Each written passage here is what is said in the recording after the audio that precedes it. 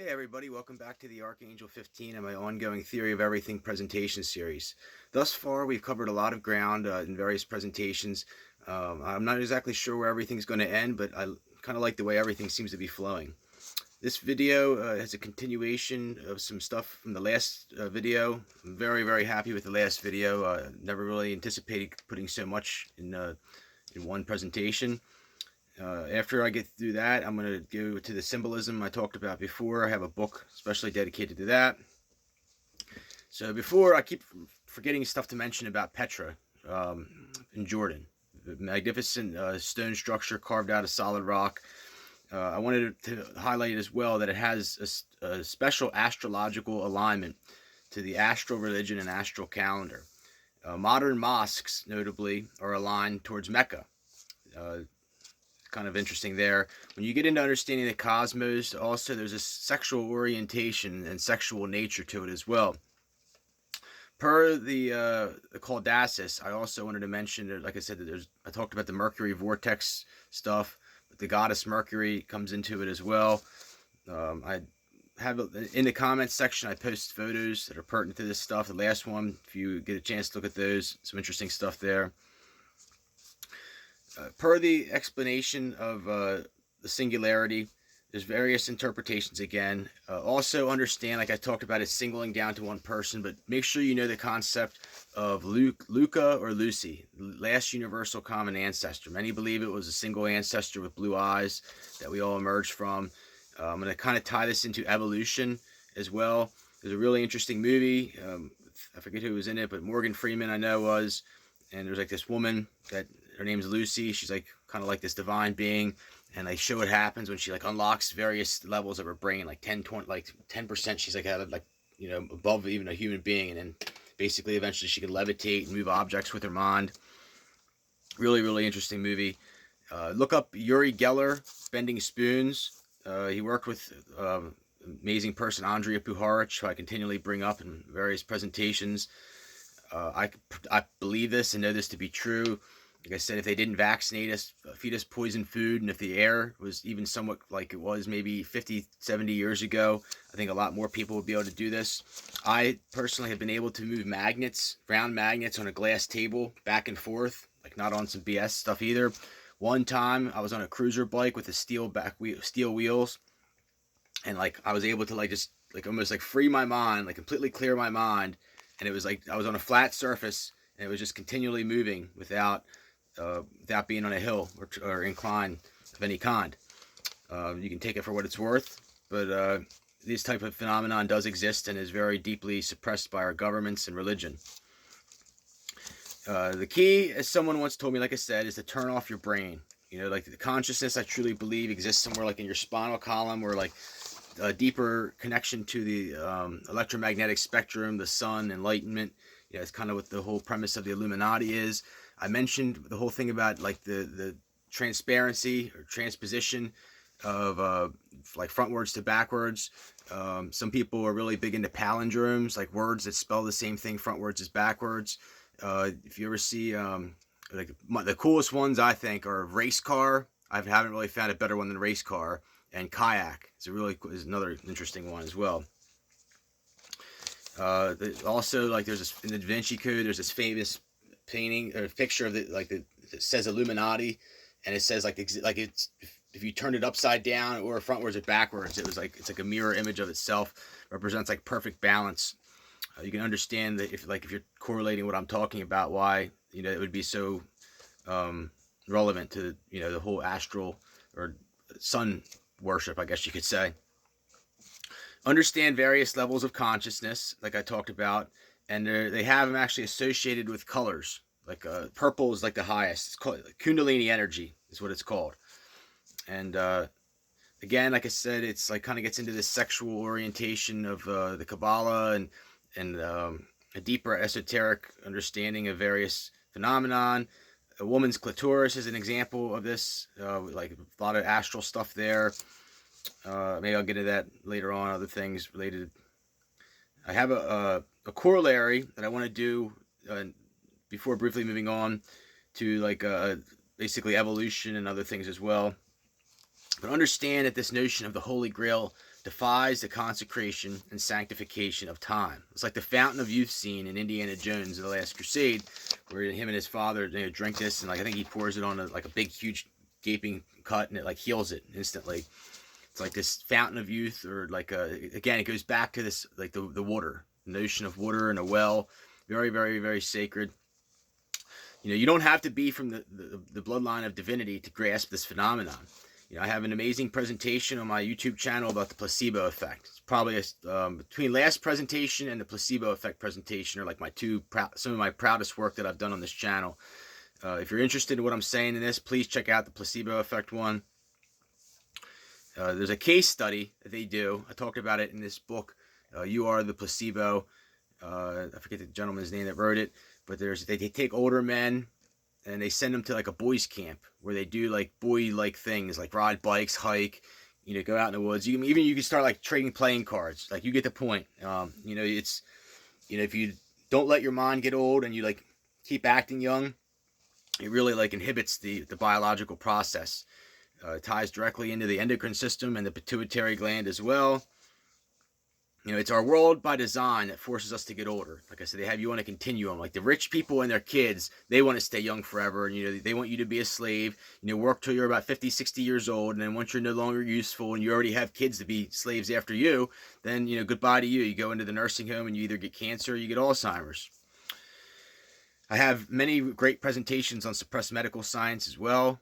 Someday, like, I'm just going to try to like mention other presentations that I've done as we go along here. Maybe, like I said, I'll get some more viewership in that sense. The Dead Sea is known also for its healing abilities. People come from all over the world to Israel to go to the Dead Sea. Side note on saltwater, and Andrei Puharich, he talked about how you could use this as like a fuel source. Really, really interesting. What I find to be like very intriguing is, okay, so like you take the sodium, the hydrogen, and the oxygen. Sodium, if you look up on here, sodium in water, like what happens when you throw metal sodium in water, it like explodes. It's like high, like not just a little explosive, like highly explosive. Hydrogen, remember the Hindenburg, highly explosive. Oxygen, it's like it gets into the octet rule, like everything wants an eighth electron. And like it like everything, like it's very, very easily combustible. And how it almost baffles me as to like how water, and especially salt water, is not like explosive. I almost think that it could be. And Andrei Puharich talks about it. He said that basically it would cost too much money to, like, I guess, extract the hydrogen from it or whatever that you wanted to use. The truth is, all you really need is copper wire and magnets. And there's other technologies as well that are deeply, deeply suppressed that are much simpler than this. So you really don't even need to have like a internal combustible motor. I don't really believe in like electric motors either. I'm not going to get into my concepts. Someday, if I ever am financially able to, I would like to attempt to pursue some of my ideas. Probably not in this country, alive at least anyway. In my segue to this series, I mentioned covering time travel and negative frequency. There's a lot of good information in various books. Let me see here. I talked about this book before. Secrets of the Unified Field, The Philadelphia Experiment, Nazi Bell, and the Discarded Theory. So basically, like the Nazi Bell, really interesting there. If you don't know about it, look it up. Like the Germans had like basically this thing that could levitate, and some people believed they were pretty much on the cusp of time travel then. The Philadelphia Experiment, also really, really interesting stuff there. And then this book doesn't really get into it, but the Hadron Collider in Switzerland, basically the same precepts of what they're trying to do as well.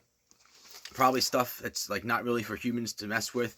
Side note on this book, there's like an interesting part in there about like this whole unified field and UFO experiencers thing, where people that actually saw UFOs were visited by real life men in black, I don't know, CIA, FBI people, and they were basically either killed or they were told that like if you talk about this to anybody that you will be killed.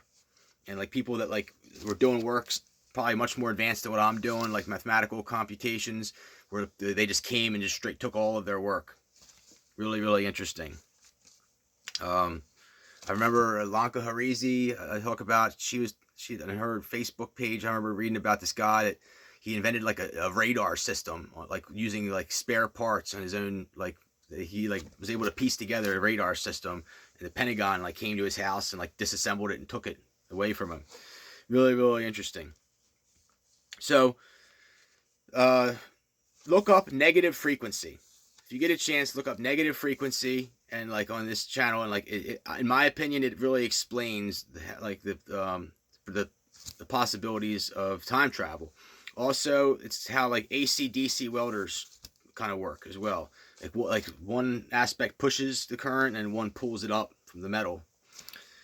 Please search, like I said, this concept for yourself, and I appreciate any opinions. We have the same attraction force in humans. I mentioned the role of the endocrine system and how it prints and secretes sophisticated messengers or hormones. These are also known as pheromones. It gets deeper into this concept of ether that I talked about, like almost like you print your own ether, like it carries into your field, it radiates into your field. I know like people don't like the smell of armpits, but like it's almost like you can like attain the akashic record through like the smell, like certain glands that are secreting hormones, and it gets into like dimensions beyond our five senses as well.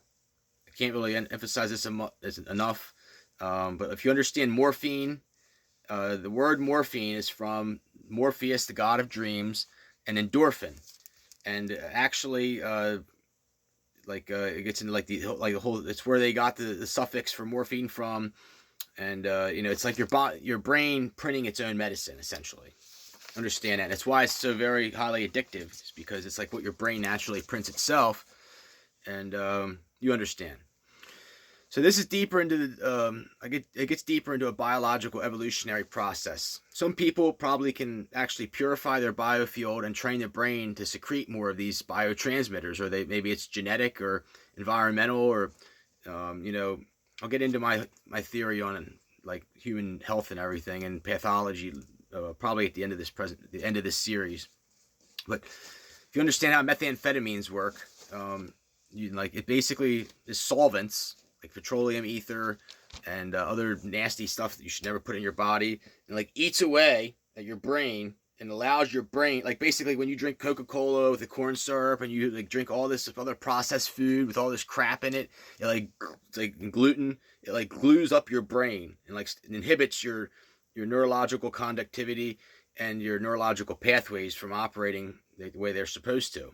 The rich people, they eat all organic food all the time, and they know this. And like I said, it like clears your mind and allows your brain to start flowing. Eventually, what happens is it like it doesn't do the same thing, and you have to go deeper and deeper down the rabbit hole. It's very sad if you've ever seen anybody. Very bad stuff. There's also, I'm trying to go deeper here than stuff that's like covered in basic education, like stuff that you learned in high school. That's not the intent of this. The intent is to go deeper and to delve into like the more secretive stuff. I'm gonna like say right off the bat, and people might hate me for this, but I personally don't believe that all people are created equal.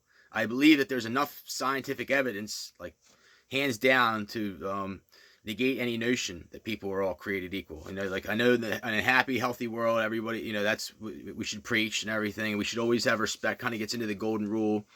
Jesus taught, other people talked about it as well. Karma. That's how I operate. I don't ever see myself as better than anybody, but like I know just from science, there's like different blood types, there's different body styles, there's different everything, even anatomy. The Earth is probably much older than most people realize. Understand how evolution occurs over thousands of years, and the possibility of alien engineers intentionally engineering a lesser race to be slaves. And I believe this totally. Or like not only be slaves, but like maybe more attractive women, or certain traits that they want to embellish. The Mormons believe that black people came from like bestiality with primates. At first this sounds like a major insult, but I believe if it did happen, that it was like God genetics, or like higher level genetics that did it. That's the only genetics that could possibly do such a feat, is like alien bloodlines. So it's almost like a compliment. And if you actually look at the black people in this country, they're like some of the purest races that we have, really. If you look at the what happened over slavery, they continually bred strength with strength, and even just after a few generations of doing this, it manifests into phenotypic traits and other traits as well. But like you get into the axiom of causality, which is like for every action there's an equal and opposite reaction. So like you may get one trait, but then you lose another. Understand the three varying body types. We have endomorph, ectomorph, and mesomorph, like small, medium, and large. Believe it or not, they actually have found that like throughout the course of time, that medium to smaller people will outlive larger people. And pretty much all the evolutionary stuff comes down to like survival and reproduction. Like, you know, the beautiful, you know, more healthy, active people. And anyways, the medium to smaller people are not easily as seen by animals. So if you're out in the wild hunting animals, I guess apparently the people that are smaller have a better chance of survival. And, you know, another, I want to show a picture here. You know, evolution is totally real.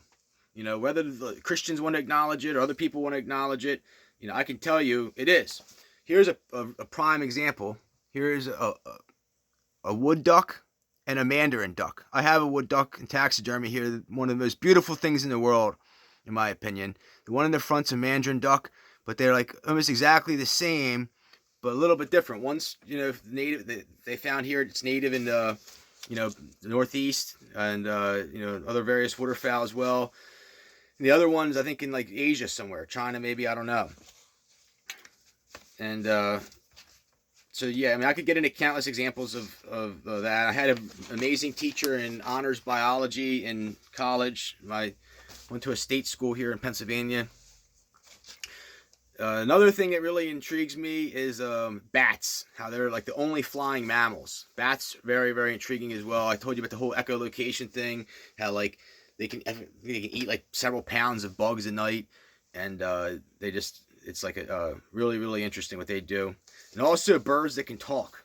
There's like, you know, parrots, cockatiels, parakeets, and I guess I just found this out, but crows and ravens can also talk as well. And it kind of gets into the Edgar Allan Poe stuff. Really interesting there. So back to the corollary of time and our biological mission.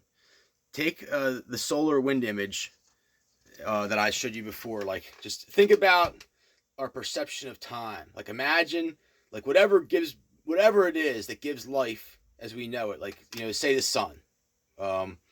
Just imagine like this wind coming and like hitting, you know, a creation, and like an earth manifesting, you know, like through like, you know, a race is growing and evolution occurring, and then like eventually, you know, it collapses or falls apart, whatever. And like that may have happened over millions of years, but like, you know, to us that's forever. But like in the broader sense of the geological timeline, it's nothing. Like imagine that was just like a day in like in the realm of what I'm trying to convey here. You know, because like just like that, kind of like it's like this deeper notion of the hunt. Like it's like, you know, we have like you know, like survival of the fittest, a very, very interesting trait, like I said. And like, you know, we like God, I really almost believe that like God destroys the earth after like people stop, like when they get to a point where like the races become too weak. It's almost like a natural occurrence or something like that. But it's like we're supposed to hunt. I usually don't leave my podium area, but I'm gonna show you. I have some taxidermy here that I wanted to try to embrace this. What I'm talking about. So you can see here I have a fox, red fox, chasing going after a male ringneck pheasant. Male ringneck pheasant native to China. The fox, kind of cool, jumping after it. White-tailed deer there as well. Picture of the bill or copy of the Bill of Rights I have on my wall. Told you about the wood ducks. One of the most beautiful things in nature. There's a lot more colors to it. You can't really see without light. So, oh yeah, and also this picture here ties into it. So you can see I have a picture of a person on a horse fox hunting. It's pretty popular here in Chester County among like the elite people that have horses, and they have fox hounds. and I don't think they really kill the foxes, but like it's all about the chase, and I think you get what I'm trying to talk about here. With like the mount, like also like think about like the statue of David, like right before he's getting ready to like slay Goliath. Um, Interesting note as well. There's a guy like Alexei Romanov. I believe it was Michael Romanov's son. He was huge into falconry, and he had supposedly 2,500 falcons. Knew them all by name, and the procession. I found this all from the Romanov documentary. If you get a chance to watch the Romanov documentary, really cool stuff. Um, but they like he had like a mile long procession that he would do, and like it was like fully decorated horses, like all kinds of stuff they would wear. It was a real big deal. So you see what I'm talking about, and uh, I talked before about the movie Demon Knight. I'll post this in the introduction section, but there's a scene, this opening scene, with this guy being chased by Billy Zane. Like I said, he wants this seventh key of like a divinity, and it's like a deeper corollary to like this whole Holy Grail bloodline, and other things as well. But it's this chase that like manifests from the solar wind. It's like it goes on. It like keeps the story alive. It's like the most beautiful thing ever. But like I truly believe that, like I said, when the proverbial Messiah comes, that like this whole imbalance of good and evil will not need to exist anymore. That like it talks about 1,000-year reign and peace among all nations and unity. And the line will lay down with the Lamb, supposedly, like it was in the beginning. Also, per what I'm talking about, I'm trying to embrace this sexual desire, or like this thrusting of sexual orgasm. It's also like another notion of this as well. And ultimate, like the good and evil, and like cops and robbers, another good way of looking at it. There's not really words to talk about this, but if you understand, then I guess consider yourself lucky to see what I'm trying to push here. But it's all about these diametrically opposed forces of good and evil, and I've mentioned this in previous episodes. George Washington, kind of another luminary in this. Like this whole thing about freedom is big as well, and like free will. Like you see it totally now. We're becoming human doings instead of human beings. They're trying to like dehumanize us through this like Socratic method of sorts, into like, okay, you have to wear a mask, you have to stay apart from everybody, no more church or gatherings, no, then it's gonna be you have to take a microchip, you have to have a vaccine. You get the point, and like we had to remember, the people have the power. The 1% elitists, if they only have 1, 2, 3% of their cronies, we are the masses. And, someday they probably want to kill us off and replace us with robots or whatever. But, fight until you can't fight anymore. So that's my advice. I'm a huge fan of George Washington. If you haven't noticed, mentioned him in any presentations. Here's a few tidbits that I felt compelled to bring up. So he didn't have kids, supposedly. I believe that he either wasn't allowed to have kids, they wouldn't let him, or they stole him. Like, I believe the same thing has happened to me. And like I would think that there's certain people, just like the Kennedys, that like they know that if they ever were to let him get off the ground, that they would almost become like royalty, and they don't like that. You get the point I mean there. He also had correspondence with Catherine the Great through Marquis de Lafayette. I talked about this, and you'll see it again in my Origins of Sound presentation, but she was very interesting. Like, first off, if you look at Catherine Palace and like Russia at that time and compared to our country, like really puts things in perspective, that like Russia and China could have like probably had this country taken at any time. But if you understand the premise of the Bavarian Illuminati, like this was like sacred land to the Native Americans, and she wanted any type of dictionary or like information about the linguistics of the Native American languages. She was really interested in this, and it gets into like these different areas that are stimulated by various things, and like roots of origin of sound, which I'm huge into. And he didn't have anything to give her, from what I understand, but he did say that he noticed that the Native Americans in the North seemed to be more of Asian origin, and the ones in the South, I guess, were like what you would call like a Latin or Spanish origin.